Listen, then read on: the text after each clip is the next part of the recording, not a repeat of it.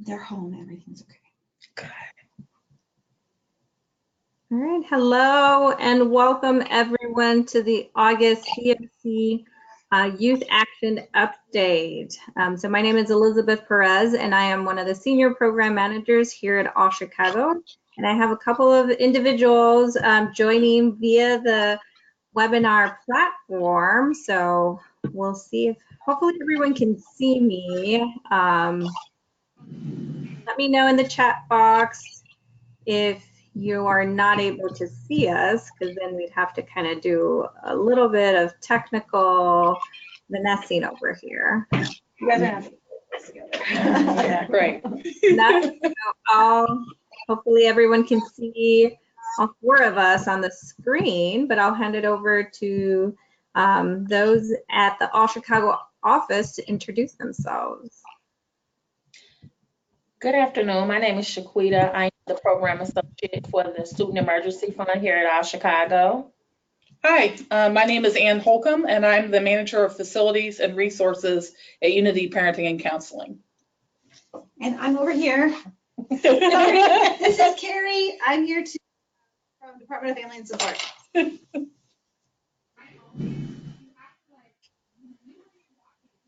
Great. And we have someone else with us at, from the coalition. Hi, I'm Alyssa. I'm the education attorney at the Chicago Coalition for the Homeless.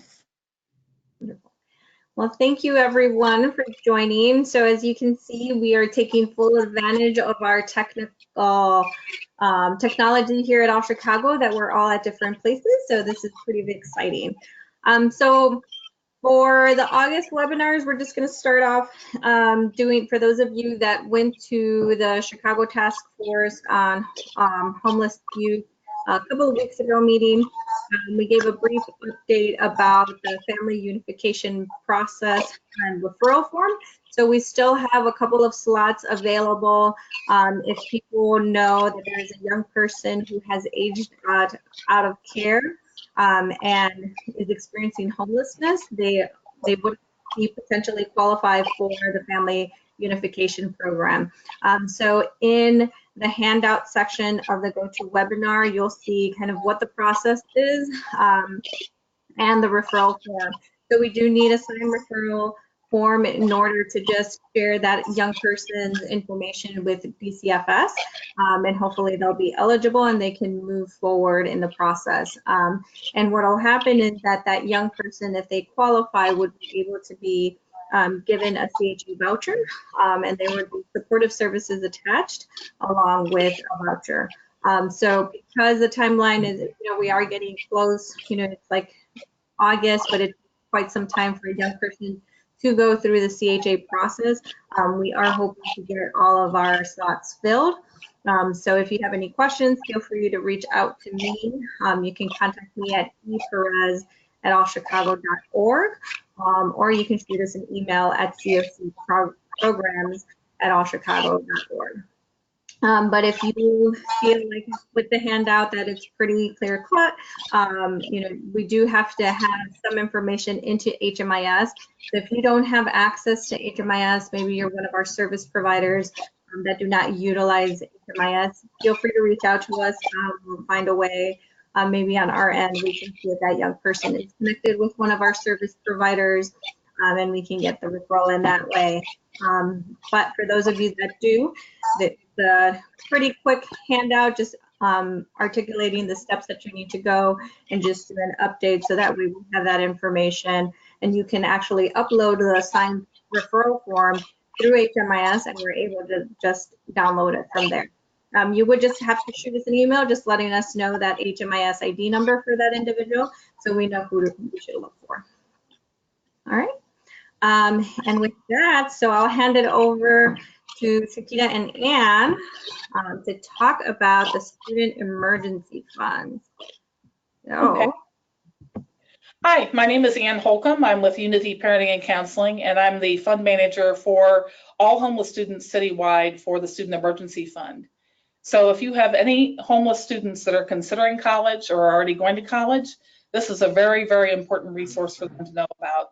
So we're going to dig into a PowerPoint, and I'm going to tell you what it is, how students can apply, and all that good stuff. Okay? Next slide. So the name of the fund is the Student Emergency Fund. It is funded by All Chicago, and what I do is I assist young people all over the city who are homeless. They can come in and make an appointment with me, and I assist them with the online application process for the fund.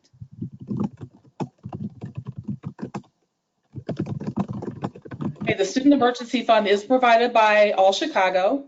It assists college students who are at risk of dropping out or not being able to go to school due to an unexpected financial crisis.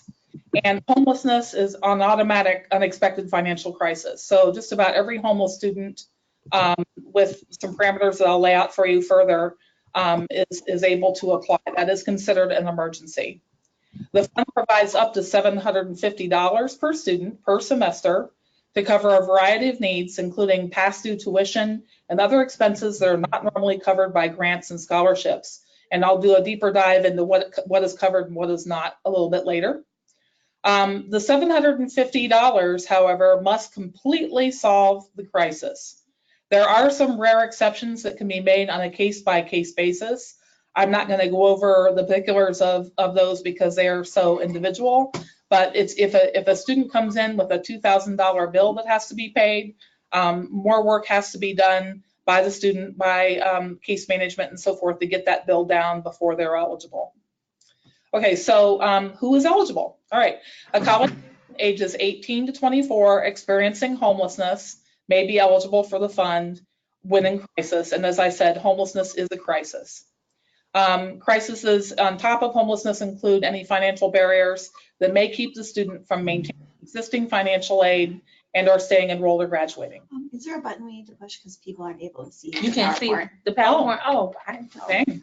Okay. We're trying to fix the We have a little technical issue. technical issue here. So Shakita, if you see like where the chat box shows up, there should be like a little green mic and then what looks like a video camera right underneath. It's something that looks like a rectangular, kind of like a screen. Click on that. Okay. Let's see if that works. Did the PowerPoint pop up? Nothing. Click on the. Let's see. Okay, I think you guys can see mine. I think I'm looking at your email. Okay, hold on. Okay. So,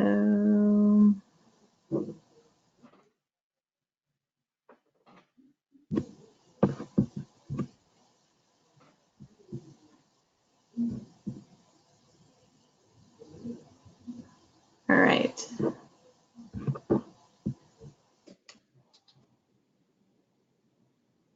No. Did it pop up? Yeah, so I can see your screen now.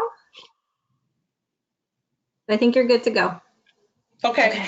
I'll very briefly start at the beginning. You want to go to the first slide? Go to the first slide. So you want to go back to the first? Yeah, slide? and we'll just briefly go over it because I didn't realize I couldn't see.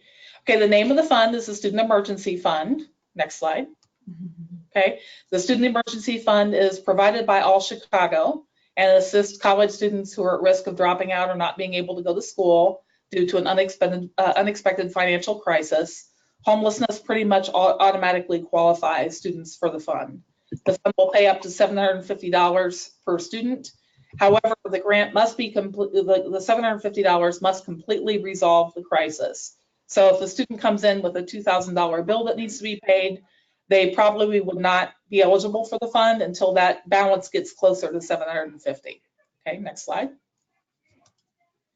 So now we're back on track. So the fund serves homeless college students ages 18 to 24.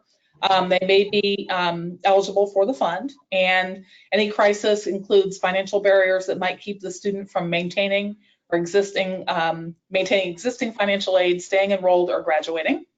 The student must provide documents that show proof of the crisis and demonstrate that the student has a longer-term strategy to handle similar needs in the future. And one of the ways that a homeless student can do that is by showing that they are enrolled in a homeless program that's either providing housing or supportive services. And the student must be a Chicago resident enrolled in an accredited college or university in Illinois. So they don't have to go to a Chicago school, but they do have to go to an Illinois school, and the school has to be accredited, and I will talk a little bit more about that in a second.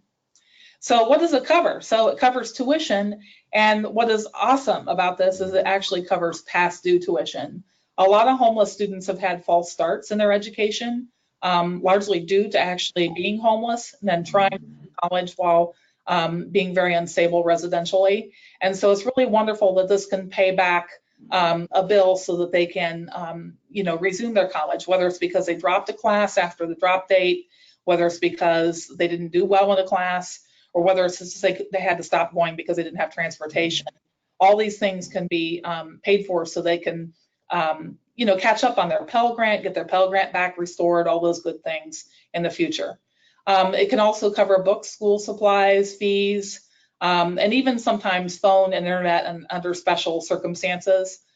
Special clothing, I've seen a lot of medical clothing like scrubs, stethoscopes, things like that for people pursuing health careers, but it'll cover even steel toe boots and things like that. Transportation, if they're not eligible for a U-Pass. I've had a young person that did get their car repaired because they were going to a school in the suburbs and had to drive. So it was really wonderful that they were able to do that to finish their classwork. And then also other items listed here that I've seen less frequently, like mental, dental, vision, sometimes help with housing, though I can't say I've had most of those because I've been able to refer them to another resource to help with housing. Basic needs such as food, hygiene, linens, mattresses, and things for people affected by domestic violence, and also identification. I did use it once for helping somebody get their ID because their ID was coming from another state and they were here. So it required some extra steps and some extra money to get their identification. Okay.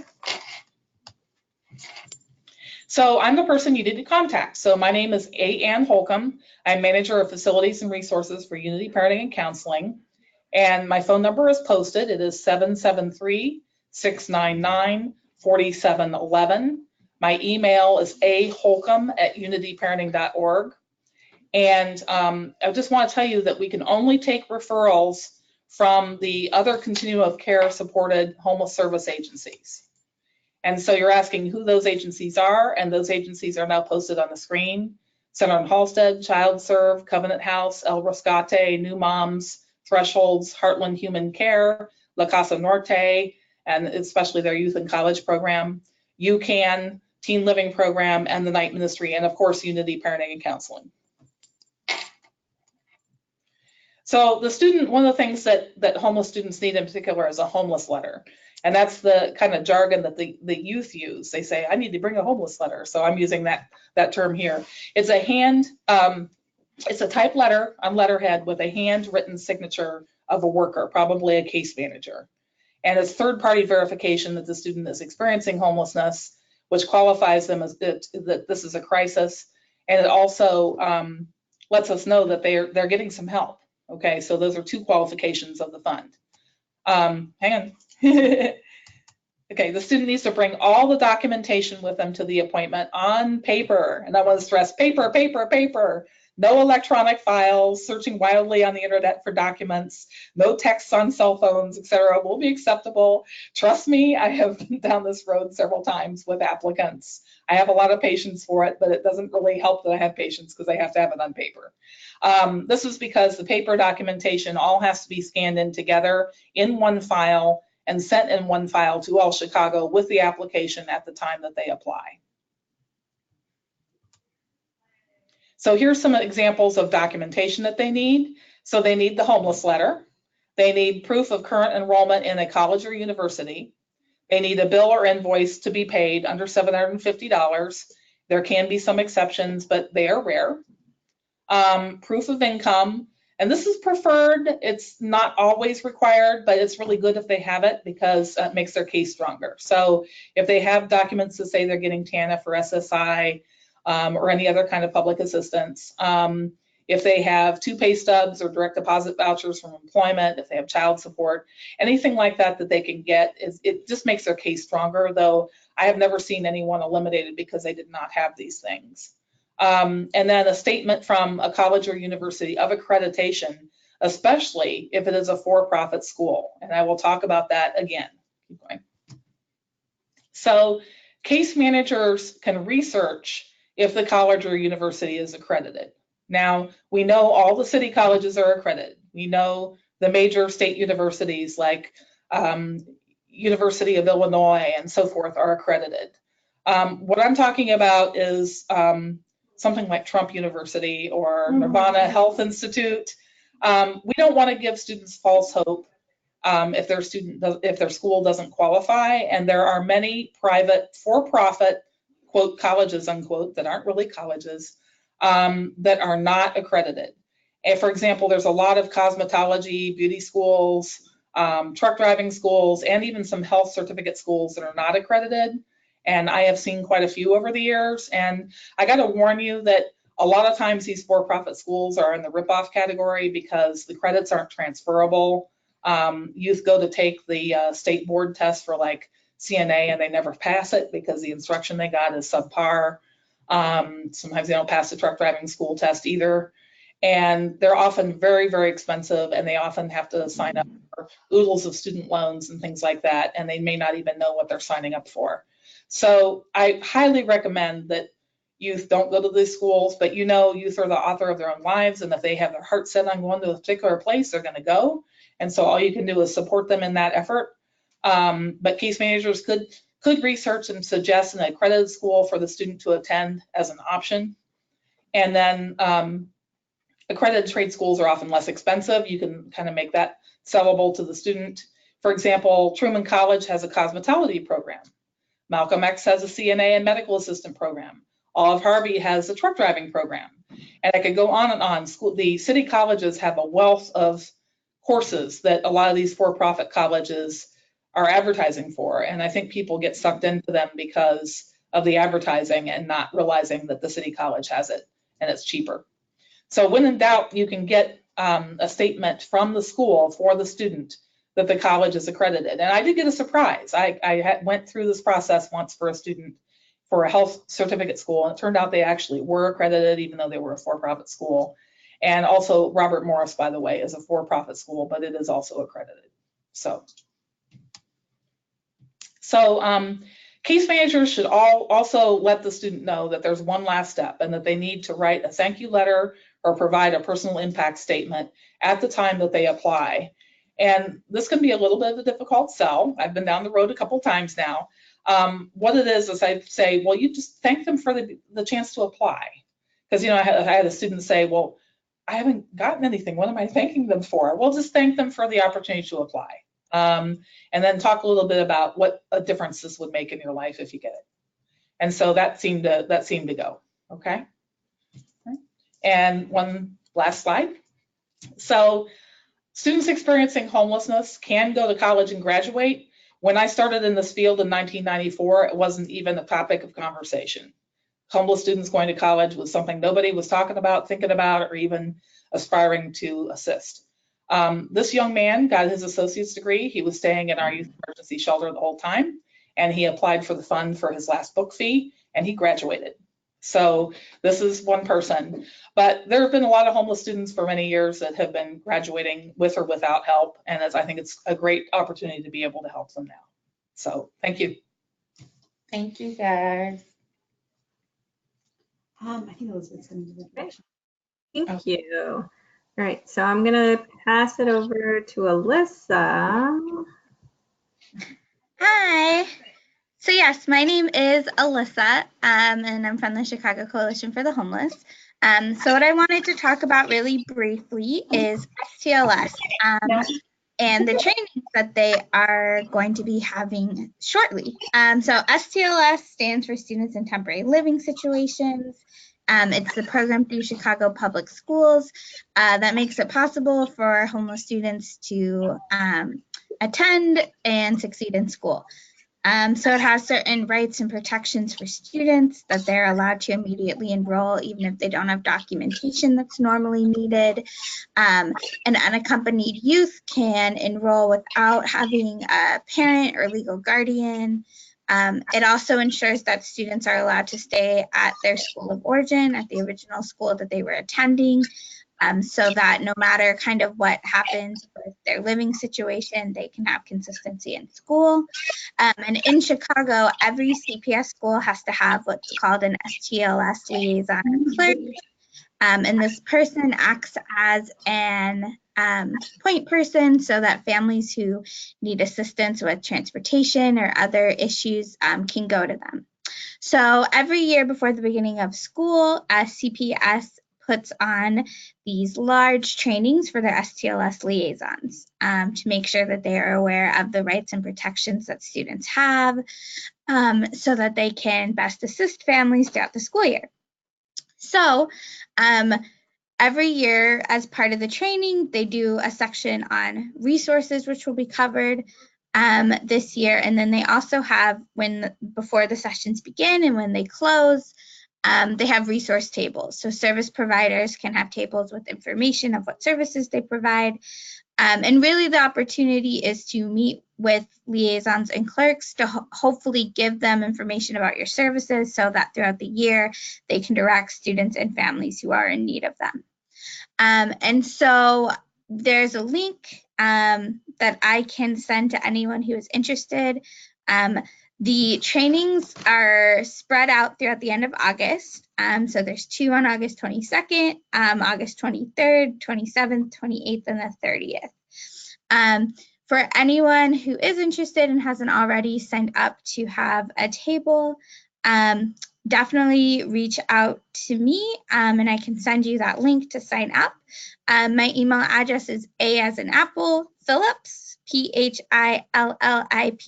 @chicagohomeless.org. And again, that's A Phillips @chicagohomeless.org. And I can make sure that I get you that link if you haven't already signed up. Like I said, it's a really good opportunity as all the clerks and liaisons are required to be there. And we'll also be presenting on resources before the clerks and liaisons come out to the resource portion, to the tables. And so we're definitely going to make sure that we direct them towards all the providers who take time to be there. So that is the first thing. And then the second one I just wanted to briefly talk about is school fee waivers and registration fees. So as the school year begins, we know that there's registration fees and that there's school fees that sometimes parents feel like they can't afford or a youth might not be able to afford. Students who are experiencing homelessness have those fees automatically waived. And that's something at the coalition that we work a lot with, making sure that homeless students and families who qualify for school fee waivers get those waived so that, you know, they're not taking money away from something that's really needed or that they can't afford to pay these fees. So a student cannot be denied enrollment or registration just because they can't pay the fees. And if there is any issues, definitely feel free to reach out to us. So I think that is it. If there's any questions, definitely, again, reach out to me via email. And again, that's aphillips @chicagohomeless.org. Great. Thank you, Alyssa. Yeah. So since we're a little bit ahead of schedule, if anyone has any questions, we can feel free to open the lines. So you can raise your hand and you can ask your question live on the air for either Anne, Chiquita, or Alyssa. Or you can type it away in the chat box. So we'll see if anyone has any urgent questions that they're just dying to type in or raise their hand for. Right. Doesn't look like we have any, but if not, oh, I got a question. So how many FUP vouchers are left? So we have 15 slots left. So we really want to be able to give, you know, continue to use those slots. So please make sure that you're sharing the information with your case managers. you know, if they're talking to young people, really sharing that there is this opportunity so that we can continue to use them for our young people that have fallen into homelessness. All right, I don't see any more questions, but everyone, you also have the opportunity to use the chat box. If you think of a question as we continue to talk, feel free to type it in. We'll take a brief pause to answer your questions, but it doesn't look like we have any questions, so we'll pass it over to Carrie to talk about some of the exciting updates in the CoC. You're on mute, Carrie. Hi, everyone. Thanks, Elizabeth. Thanks for helping. So I just wanted to give a quick update of the work groups and some other stuff that are happening in the line of action. The data work group, we did put in that new sexual orientation question in April, and we do have confirmation that it is being filled out. So that's great. We're moving forward. We'll be able to look at least take a preliminary look at equity around that issue in our system in the new year. So we're on track, and that's good. The data work group is also working on developing some questions to track US ICH outcomes. Those are like employment, education, emotional connectedness, I'm missing one, and social and emotional well-being.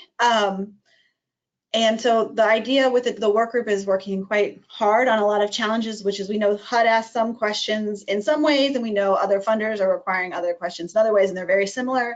We're thinking about how can we streamline and then make sure that we check all those boxes so that when we look at outcomes, we're doing the next step of looking at outcomes in the way that USICH set their benchmarks, which sort of aligns us with what's happening nationally. So that's pretty exciting data work that's going on. I also wanted to give you guys an update on the youth housing model design work. We had that special meeting.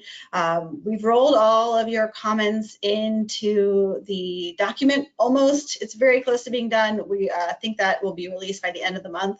What we want to do like before we release it is to get a good idea of like what are those implementation steps that we need to pull out so that when we release the document and there's excitement around what we talked about, that we can go right into taking the next step to make it happen. So it's not a plan that sits on the shelf, but it's something we actually use. So we're really excited about that. And then we have two challenges to give you updates about, and they have very similar names, but they're different things. So I'm going to say the name. First, I'll give you an update on the 100-day challenge. And this is the thing that Chicago has committed to doing. Our private funders have committed to funding our work with the Rapid Results Institute in doing this work. And so that there is a system leader design workshop that's coming up next month. And in that workshop, we'll like pick a focus and create a team. And that 100-day challenge team will create the goals. And then we'll go right into the 100-day challenge working towards those goals. So I don't know if anyone on the line has any interest there, definitely let me know, but we will share more information when we hear from the consultant, like how we should set these things up. We just haven't heard yet. That's really exciting. Do I need to pause for questions? Are there any questions? How do I tell? I ask Elizabeth. You don't have any questions yet. So I'm going to keep going. The last thing is the Grand Challenge, and I know a similar name, totally different thing. The Grand Challenge is a TA opportunity that is a competition that's happening right now. All Chicago amazingly was able to get us a grant writer to help do the application for that. So that's going, and we will be sending requests out to agencies for letters of support, hopefully by Wednesday. And then we also have to come up with a team for that, but I think that's pretty preliminary since we haven't, applied yet. But it's pretty exciting. And then the Grand Challenge is a little bit different. It's setting up like looking to solve youth homelessness by focusing on LGBTQ youth and youth of color, and focusing your solutions around those populations, thinking that when you solve homelessness for those subpopulations, you're creating a place where youth homelessness can be solved for everyone. It's a really new way of approaching the challenge, and the TA, the people involved in the process, are really impressive. So we're excited about that opportunity. Those are all my updates, unless I forgot something, Elizabeth. No, I think you hit it right on the head. Yeah, I think we're really excited with both of these challenges that are kicking up, and we're always thinking about, the next steps. So If anyone is dying to be part of the 100-day challenge or helping us and want to like Absolutely. contribute to the Grand Challenge application, it is an application process because only 10 communities will be selected nationwide. So we hope that we will be one of them, just to, learn more about how we can help end homelessness for this kind of subpopulation of youth. And obviously, once we kind of see some strategies, hopefully be able to scale up for the for the entire community as a whole. But again, if you are interested or want to know more and just kind of want to chat more about that, feel free to let us know. We anticipate to hear when is the application due, Carrie? The 20th. Yes, so we will be submitting by the 20th, and we believe that the announcements will be held in September or October. So it's a pretty quick turnaround time. So we'll let everyone know whatever the outcome is. And we should hear about YHDP this month, right? Yes. I'm excited. Yes, so for those of you that were with us at the beginning of the year, you may have heard a lot of buzz around the Youth Homelessness Demonstration Program, NOFA, the YHDP. So we did submit. We still continue to hear that HUD will be making their funding announcements in August. So we have not heard anything as of yet, but we hope to hear relatively soon to just let us know which paths to take. Both Carrie and I, we will continue to move this work forward with or without funding, but hopefully it'll come with funding this time around. We know that that really is something that we need in order to scale up some of our wonderful ideas. Thank you. Am I handing it to you now, Elizabeth? Yeah. So that's all the updates that we have. And I know we have some interest of people stepping forward to be helpful in any way they can with the 100-day challenge. So thank you for those of you that have stepped up to say, yes, I want to help in any way, shape, or form. All right. So that is all the updates we have. Thank you so much for joining us in this August Youth Action Update. We do try to gear it toward what is helpful. If there's something exciting happening at your agency, please reach out to Carrie or myself. We're more than happy to bring more people on. As you can see, we're starting to love the video camera option, but we always I'm not sure about this. I feel like I need to hide my chin.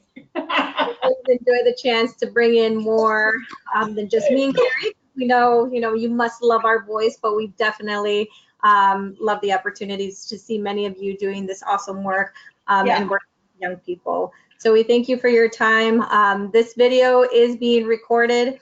So in the event that you have a colleague that is so sad that they missed what we talked about, you can always feel free to let them know that it was recorded, and it's actually posted. All our action updates are posted up to the All Chicago website. If you go for the action agenda, the youth homelessness, they should be located relatively to the top of the page. We try to shake it up a little bit and just keep them more, recent news on the top.